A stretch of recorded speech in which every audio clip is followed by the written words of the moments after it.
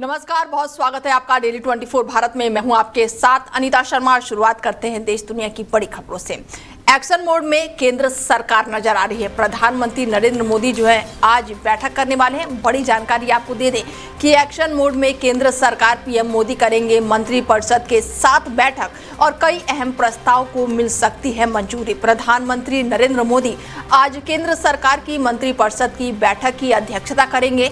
बैठक में कई मंत्रालयों के कामकाज, हाल के नीतिगत निर्णय और उनके परिणामों और भविष्य की योजनाओं पर विस्तार से चर्चा होने की उम्मीद है।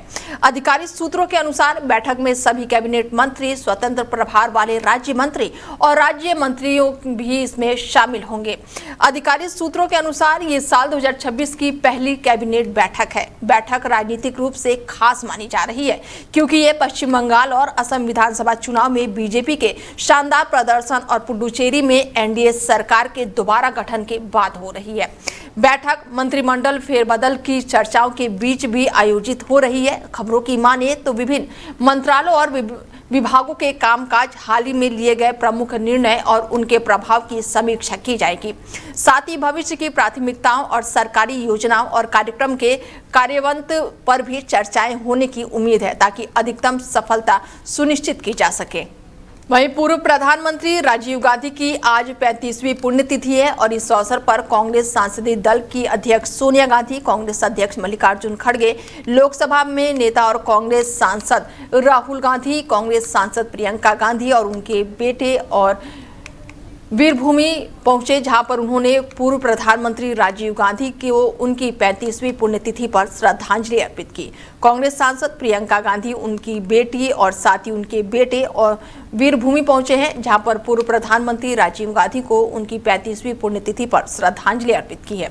इसके अलावा कांग्रेस के राष्ट्रीय अध्यक्ष मल्लिकार्जुन खड़गे ने वीरभूमि पर पूर्व प्रधानमंत्री राजीव गांधी को उनकी 35वीं पुण्यतिथि पर श्रद्धांजलि अर्पित की। कांग्रेस संसदीय दल के अध्यक्ष सोनिया गांधी ने वीरभूमि पर पूर्व प्रधानमंत्री राजीव गांधी को उनकी 35वीं पुण्यतिथि पर श्रद्धांजलि अर्पित की। इसके साथ ही राजस्थान के पूर्व मुख्यमंत्री, वरिष्ठ नेता पी चिदंबरम सहित कई कांग्रेस नेताओं ने राजीव गांधी को श्रद्धांजलि अर्पित की है। और रुख करते हैं पश्चिम बंगाल की ओर। बता दें कि पश्चिम बंगाल से बड़ी जानकारी निकलकर सामने आई है कि बंगाल सरकार का बड़ा फैसला, मदरसों में भी वंदे मातरम जो है वो अनिवार्य होगा। सभी मदरसों में वंदे मातरम गाना अनिवार्य होगा। बड़ी जानकारी आपको दे दें कि पश्चिम बंगाल की बीजेपी सरकार ने बड़ा फैसला लिया है और अब बंगाल के सभी मदरसों में क्लास शुरू होने से पहले प्रार्थना के दौरान वंदे मातरम गाना अनिवार्य होगा। इसके लिए अल्पसंख्यक कार्य और मदरसा शिक्षा विभाग ने आदेश जारी कर दिया है और अब मदरसों में पुराने नियमों को बदलते हुए इस आदेश का पालन करना जरूरी होगा। ये नया नियम सरकारी मॉडल मदरसों से लेकर सभी सहायता प्राप्त और गैर सहायता प्राप्त मदरसों पर समान रूप से लागू होगा। मदरसा एजुकेशन के डायरेक्टर द्वारा जारी आदेश में कहा गया है कि पिछले सभी आदेशों और तरीकों को बदलते हुए पश्चिम बंगाल राज्य में मॉनिटरिंग अफेयर्स और मदरसा एजुकेशन डिपार्टमेंट के तहत आने वाले सभी मदरसे यानी कि सरकारी मॉडल मदरसे, सहायता प्राप्त मदरसे और मंजूर MSKS, मंजूर SSKS और साथ ही मान्यता प्राप्त गैर सहायता प्राप्त मदरसे में क्लास शुरू होने से पहले प्रार्थना के दौरान वंदे मातरम गाना अनिवार्य होगा। इससे पहले मुख्यमंत्री शुभेंदु अधिकारी ने 14 मई 2026 को स्कूल शिक्षा विभाग के तहत आने वाले सभी सरकारी और सहायता प्राप्त स्कूलों में वंदे मातरम को अनिवार्य किया था। पश्चिम बंगाल से खबर निकलकर सामने आ रही है जहां पर वंदे मातरम गाना जो है अब अनिवार्य हो गया है और इसको लेकर शुभेंदु अधिकारी ने फैसला जारी किया है। मदरसे में भी वंदे मातरम गाना जो है अब अनिवार्य होगा। सभी मदरसों में इस गाने को लेकर अनिवार्य कर दिया गया है। बड़ी जानकारी आपको दे दें कि वंदे मातरम गीत जो है उसको लेकर पश्चिम बंगाल में मदरसों में भी अब अनिवार्य कर दिया गया है।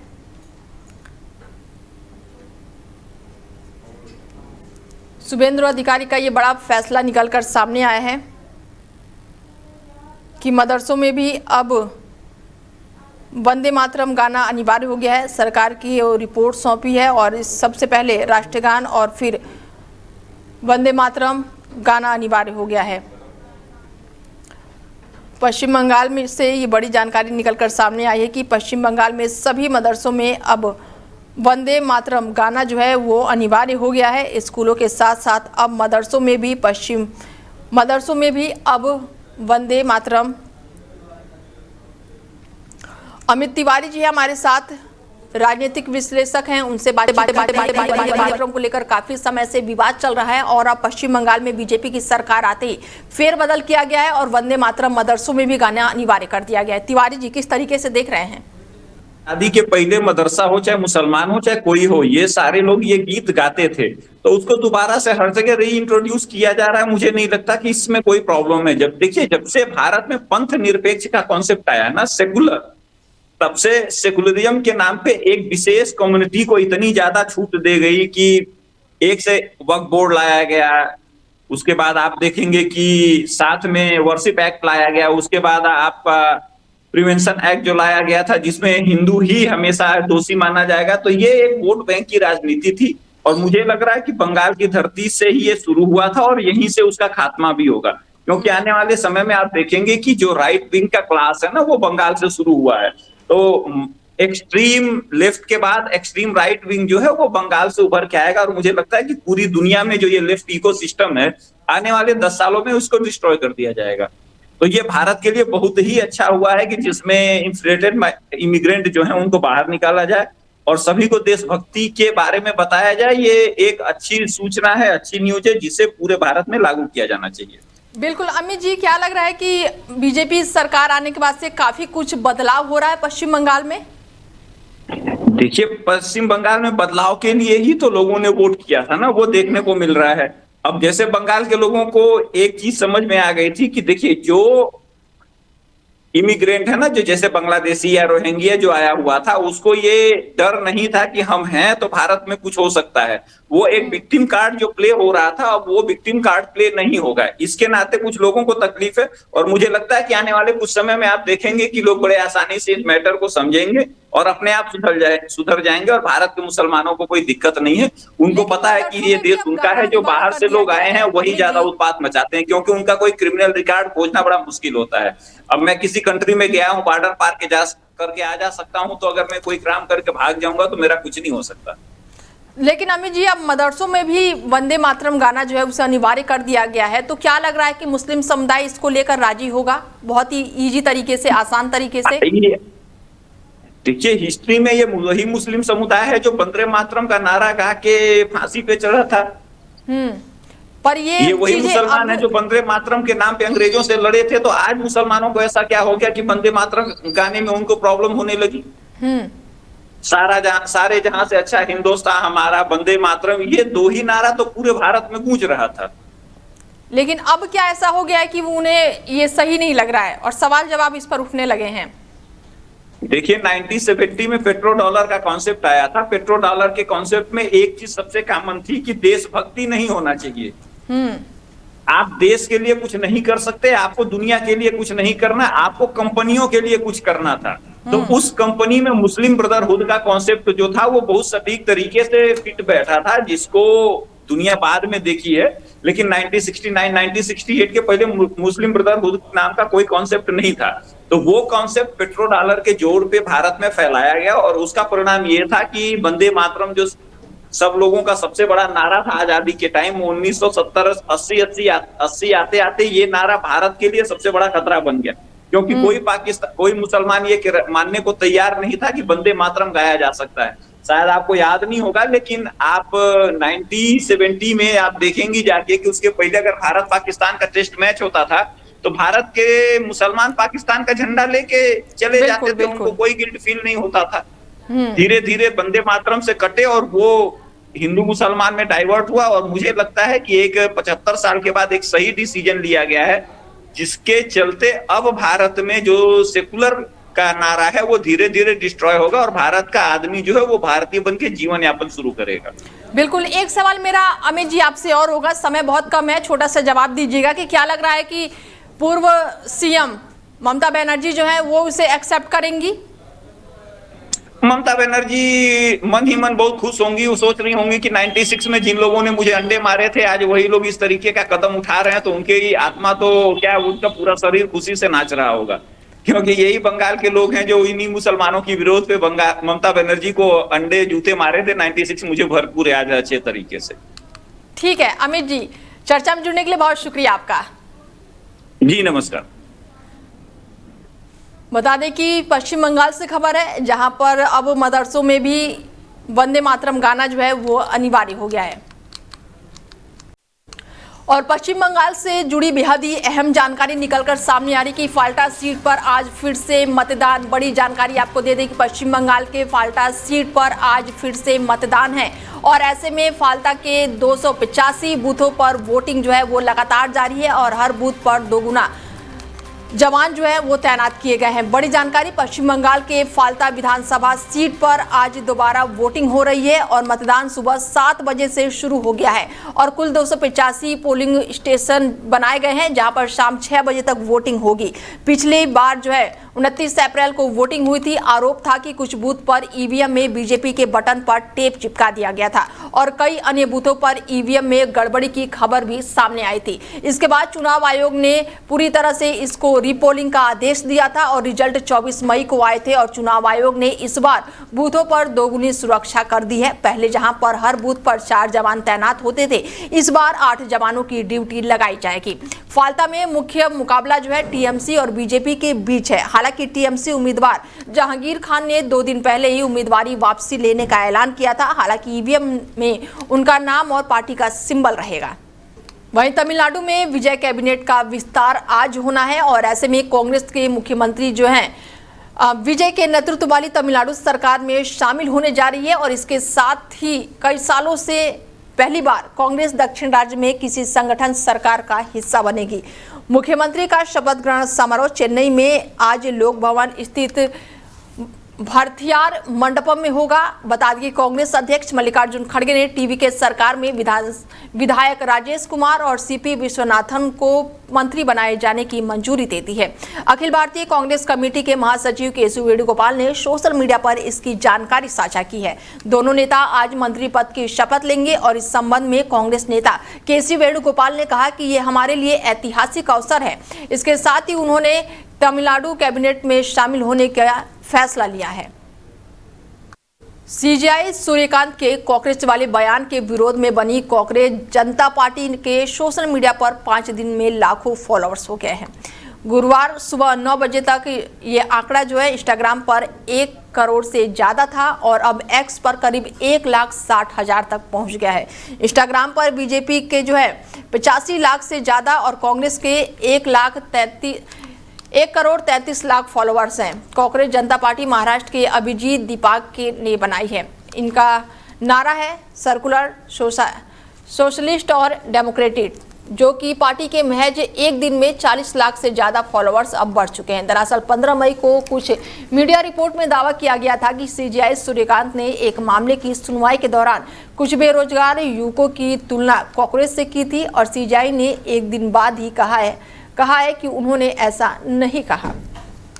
देश के अलग अलग डेयरी ने दूध के दाम बढ़ा दिए हैं। हाल ही में अमूल और मदर डेयरी ने दूध के दामों में 2 रुपए प्रति लीटर महंगा किया था। वहीं अब राजस्थान में भी सरस डेयरी ने भी 2 रुपए प्रति लीटर दूध का दाम बढ़ा दिया है। बताया जा रहा है कि जयपुर जिला दुग्ध उत्पादन सहकारी संघ लिमिटेड ने प्रदेश के लाखों दुग्ध उत्पादकों को आर्थिक राहत देने और चिलचिलाती गर्मी में दूध की पर्याप्त मात्रा को बनाए रखने के लिए दूध संकलन दरों में लगातार महत्वपूर्ण वृद्धि करने का निर्णय लिया है। इसके साथ ही उत्पादन की लगातार बढ़ती संचालन लागत को ध्यान में रखते हुए दूध के सभी उपभोक्ता विक्रय मूल्य पर 2 रुपए प्रति लीटर की बढ़ोतरी भी की गई है। दूध के साथ साथ डेयरी से जुड़े अन्य उत्पादकों जैसे कि लस्सी, पनीर, दही और छाछ की कीमतों में भी अनुपातिक रूप से समिति जो है उसको बढ़ोतरी की गई है। श्रावणी मेला 2026 को लेकर बिहार सरकार पूरी तरह से अलर्ट मोड पर आ गई है और इस बार मेले में कांवरियों को बेहतर सुविधा और सुरक्षित यात्रा देने के लिए मुख्यमंत्री सम्राट चौधरी आज हाई लेवल समीक्षा बैठक करेंगे। बैठक में सुरक्षा, ट्रैफिक व्यवस्था और साथ ही पेयजल, बिजली, सड़क और भीड़ नियंत्रण की तैयारियों पर विस्तार से चर्चा होगी। राजस्व और भूमि सुधार विभाग के उप निदेशक मोना झा ने इस संबंध में सभी विभागों को पत्र जारी किया है। बैठक में डीजीपी बिहार के साथ साथ गृह, स्वास्थ्य, ऊर्जा, परिवहन, भवन निर्माण और साथ ही कई विभागों के प्रतिनिधि जो है वो शामिल होंगे। बैठक जो है हाइब्रिड मोड पर होगी। संबंधित विभागों के अधिकारी पटना में मौजूद रहेंगे, जबकि तिरहु प्रमंडल समेत सभी प्रमंडलों के आयुक्त और मुजफ्फरनगर सहित 13 जिलों के डीएम वीडियो कॉन्फ्रेंसिंग के माध्यम से जुड़ेंगे। अधिकारी जो है सीएम को अपने अपने जिले में मेले की तैयारियों की पूरी जानकारी साझा करेंगे। सरकार खास तौर पर भागलपुर, बांका और साथ ही मुंगेर के कांवरिया पथ की व्यवस्था पर फोकस कर रही है। वहीं मुजफ्फरनगर, शामली और पूर्वी चंपारण जैसे कई जिलों में मेले की तैयारियों को लेकर भी समीक्षा की जाएगी। एआई के बढ़ते दौर में डीप फेक और डिजिटल छेड़छाड़ और अब सिर्फ तकनीकी मुद्दा तक सीमित नहीं रहा, बल्कि लोगों की पहचान और छवि के लिए भी बड़ा खतरा बनता जा रहा है। इसी खतरे को लेकर राज्यसभा सांसद राघव चड्ढा अब कानूनी लड़ाई के मैदान में उतर चुके हैं। राघव चड्ढा ने दिल्ली हाई कोर्ट में याचिका दायर करके आरोप लगाया है कि एआई तकनीक का इस्तेमाल करके उनकी छवि को नुकसान पहुंचाने वाले वीडियो, फेक भाषण और साथ ही कई वायरल क्लिप जो है सोशल मीडिया पर वायरल किए जा रहे हैं। उन्होंने अदालत में ऐसी डिजिटल कंटेंट पर रोक लगाने और अपनी पर्सनैलिटी राइट्स की सुरक्षा सुनिश्चित करने की मांग की है। इस मामले की सुनवाई आज जो है जस्टिस सुब्रमण्यम प्रसाद की अदालत में होगी। अपनी याचिका में राघव चड्ढा ने अदालत में मांग की है कि सोशल मीडिया पर उनके नाम और पहचान का गलत इस्तेमाल करके बनाए जा रहे एआई डीप फेक वीडियो और नकली आवाज, फर्जी भाषण और दूसरे भ्रामक डिजिटल कंटेंट पर रोक लगाई जाए।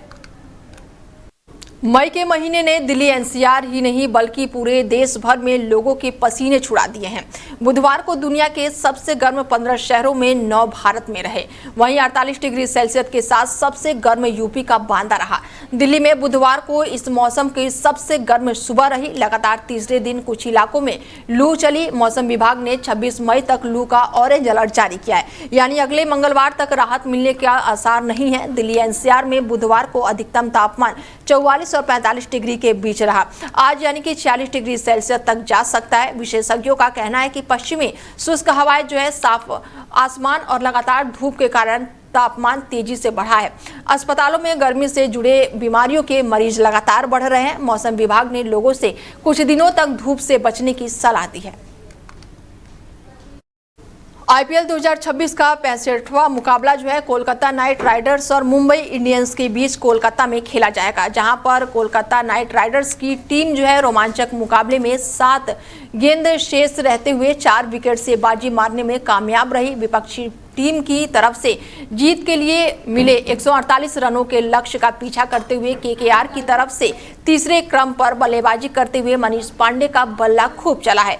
टीम के लिए उन्होंने 33 गेंदों में 133.36 की स्ट्राइक रेट से 45 रनों की सर्वाधिक पारी खेली। उनके अलावा 5वें क्रम में बल्लेबाजी करते हुए रोमन ने भी 30 गेंदों में 40 रनों का योगदान दिया और इन दोनों बल्लेबाजों के अलावा कैप्टन जो है उन्होंने भी शानदार पारी करते हुए 17 गेंदों में 21 रन बनाने में वो कामयाब रहे। फिलहाल बुलेटिन में मेरे साथ इतना ही। दीजिए इजाजत, नमस्कार।